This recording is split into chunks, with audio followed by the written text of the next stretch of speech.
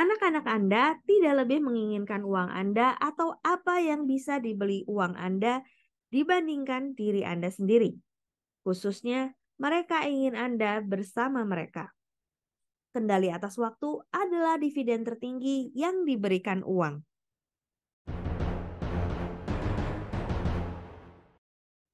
The Psychology of Money. Pelajaran abadi mengenai kekayaan, ketamakan, dan kebahagiaan. By Morgan Housel. Bab ke-7, bagian yang kedua. Kemerdekaan. Amerika Serikat adalah negara terkaya dalam sejarah dunia. Namun, tidak banyak bukti bahwa warganya rata-rata lebih bahagia sekarang daripada ketika tahun 50-an, saat kekayaan dan pendapatan jauh lebih rendah, bahkan di tingkat median dan disesuaikan dengan inflasi. Satu jajak pendapat pada 2019 atas 150.000 orang di 140 negara mendapati bahwa sekitar 45% orang Amerika berkata mereka merasa banyak kegelisahan pada hari sebelumnya. Rata-rata dunia adalah 39%. 55% orang Amerika berkata mereka merasakan banyak ketegangan pada hari sebelumnya. Rata-rata dunia hanya 35%. Sebagian kejadiannya adalah karena kami menggunakan kekayaan lebih besar untuk membeli barang yang lebih besar dan bagus. Namun kami sekaligus melepas lebih banyak kendali atas waktu. Sebagus-bagusnya, semua hal itu saling meniadakan. Pendapatan keluarga menengah di Amerika Serikat disesuaikan dengan inflasi adalah $29.000 pada tahun 55. Pada 2019 di atas $62.000. Kami sudah menggunakan kekayaan itu untuk gaya hidup yang tidak terbayangkan orang Amerika tahun 50-an, bahkan bagi keluarga menengah. Luas rumah Amerika rata-rata pada keluarga menengah naik dari 95 meter persegi di tahun 50 ke 220 meter persegi pada 2018. Rata-rata rumah baru Amerika sekarang punya lebih banyak kamar mandi daripada jumlah penghuni. Mobil kami lebih cepat dan efisien. Televisi kami lebih murah dan tajam. Di lain pihak, yang terjadi pada zaman kami hampir tak tampak sebagai kemajuan, dan banyak alasannya berkaitan dengan jenis pekerjaan yang banyak dijalani. John D. Rockefeller adalah salah satu pengusaha paling sukses sepanjang masa. Dia juga penyendiri. Sebagian besar waktunya dihabiskan sendirian. Dia jarang berbicara, sengaja membuat dirinya sukar ditemui, dan diam saja ketika orang mendapat perhatiannya.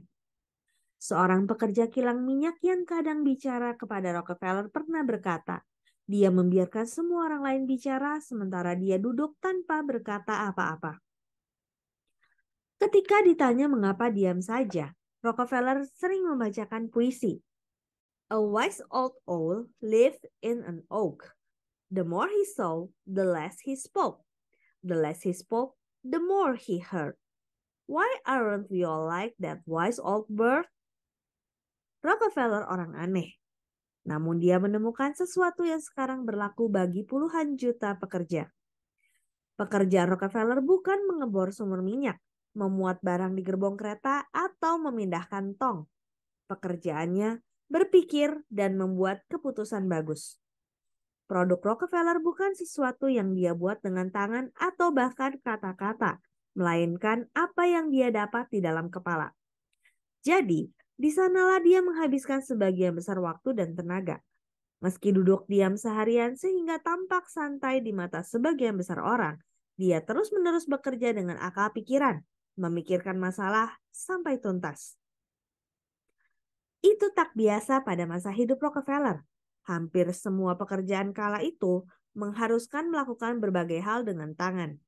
Pada tahun 1870, 46% pekerjaan ada di sektor pertanian dan 35% di kerajinan atau manufaktur.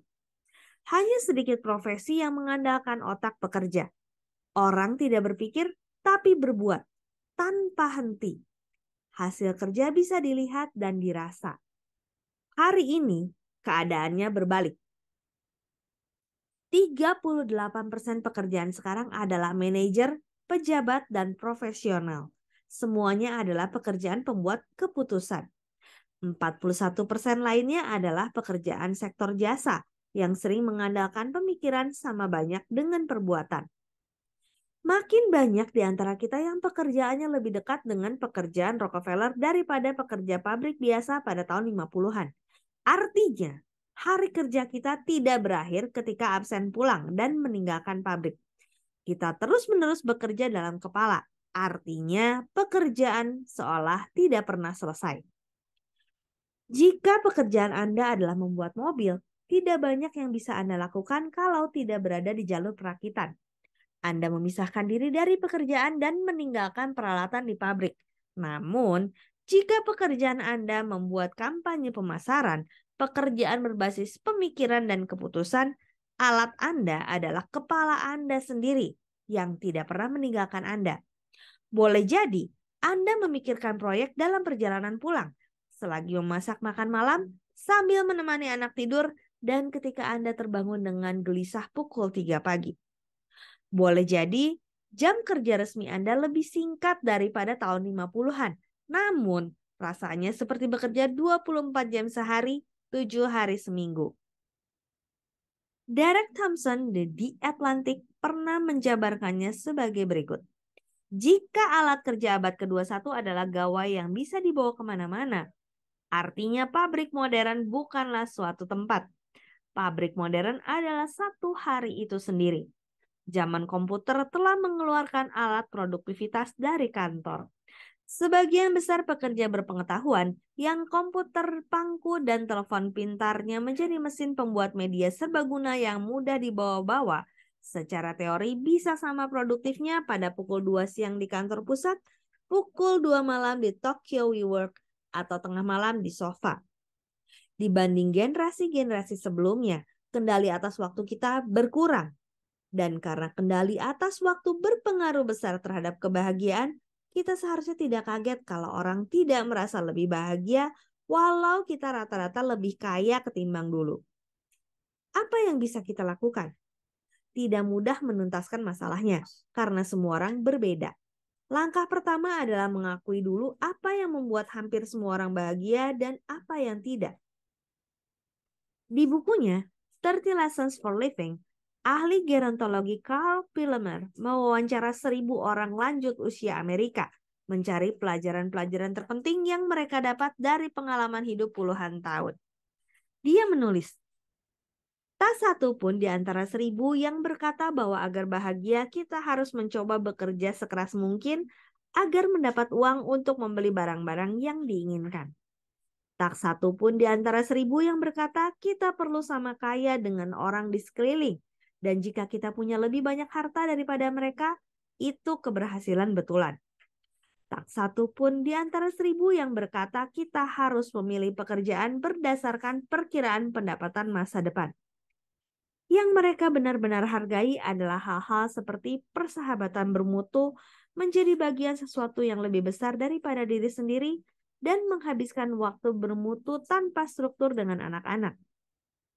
Anak-anak Anda tidak lebih menginginkan uang Anda atau apa yang bisa dibeli uang Anda dibandingkan diri Anda sendiri. Khususnya, mereka ingin Anda bersama mereka. Ambillah pelajaran dari mereka yang telah hidup melalui segalanya. Kendali atas waktu adalah dividen tertinggi yang diberikan uang. Demikian Psychology of Money bab ke-7 bagian kedua. Saya Roswita Anggraini, sampai jumpa di bab selanjutnya. Terima kasih.